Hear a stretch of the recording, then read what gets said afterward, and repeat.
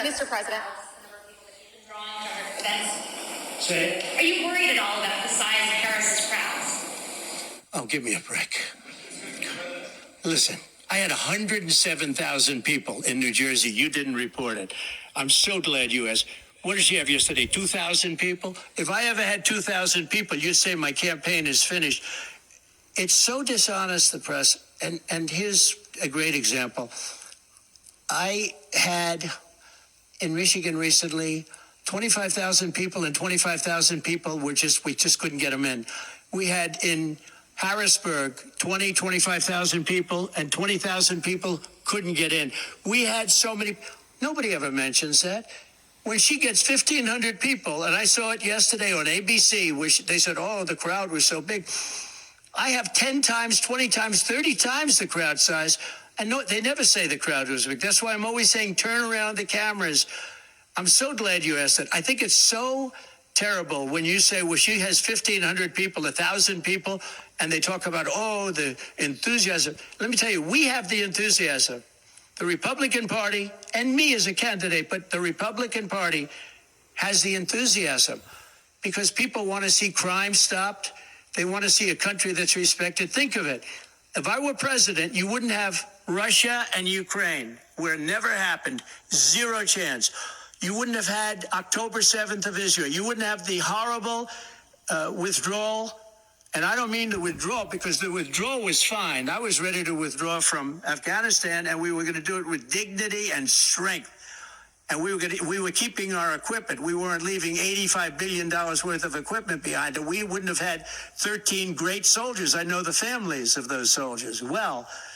We wouldn't have had these soldiers killed. And we wouldn't have had 45 soldiers obliterated.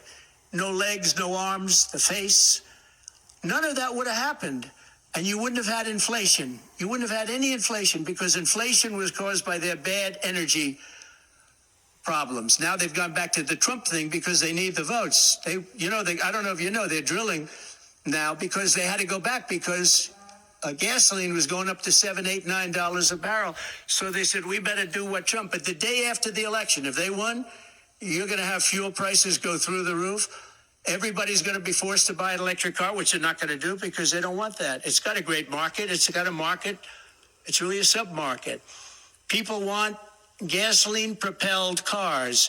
They want hybrids. They want to have everything, and they want electric. But they want everybody to have an electric car. We don't have enough electricity. We couldn't make enough electricity for that. And you know what else? The weight of a car, the weight of a truck. They want all trucks to be electric. Little things that a lot of people don't talk about. The weight of a truck is 2.5 times heavier. You would have to rebuild every bridge in this country if you were going to do this ridiculous policy. So, but on crowd size, in history, for any country, nobody's had crowds like I have, and you know that. And when she gets 1,000 people and everybody starts jumping, you know that if I had 1,000 people would say, that's the end of his campaign. I have hundreds of thousands of people. In South Carolina, I had 88,000 people. In Alabama, I had 68,000 people. Nobody says about crowd size with me. But she has 1,000 people or 1,500 people, and they say, oh, the enthusiasm's back. No. The enthusiasm is with me and the Republican Party because they want to stop crime. They want to stop people from pouring into our country from places unknown and from countries unknown, from countries that nobody ever heard of. That's where the enthusiasm is. Mr. President. Hey, Sean Hannity here. Hey, click here to subscribe to Fox News YouTube page and catch our hottest interviews and most compelling analysis. You will not get it anywhere else.